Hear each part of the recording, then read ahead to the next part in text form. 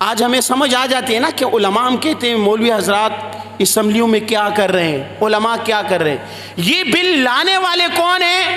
پاکستان مسلم league نون، Peoples party اور پاکستان مسلم league قاف، ان کے خواتین یہ بل لا چکے ہیں، ایک مرد اور 3 عورتیں یہ بل لا چکی ہے، اور یہ بل پاس ہو چکا ہے۔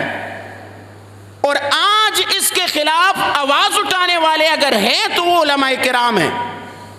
میں بارہ عرض کرتا ہوں نا، یہ جتنی بھی سیاستدان ہیں، سیاسی پارٹیاں ہم تعلق رکھتے ہیں نا، یہ جتنی بھی پارٹیاں یہ ہر معاملے میں ایک دوسرے کی ٹھانگیں کھینچتے رہیں گے، لیکن جب بات آ جاتی کسی بھی اسلامی بل کے خلاف تو یہ سب ایک پلیٹ فارم پہ کھڑے ہو جائیں گے۔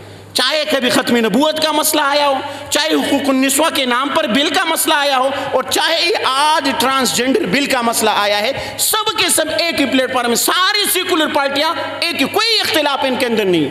شراب کے حرمت کا مسئلہ آیا، ساری سیکولر پارٹیاں ایک ہی پلیٹ فارم پر کھڑی تھی، ایک ہی پیج پر کھڑی تھی، کوئی جو ہے وہ نہیں تھا۔ آج اس بل کے خلاف پنجاب کے اندر، پنجاب اسمبلی کے اندر قرارداد کسی نے جمع کیا ہے تو وہ مولانا معاویہ اعظم صاحب ہے، جس کا تعلق اہل سنت الجماعت سے ہے۔ سندھ اسمبلی کے اندر اس کے خلاف بل جمع کرنے والا جو ہے وہ اس عالم دین کا ہے جس کا تعلق تحریک لبیک سے ہے۔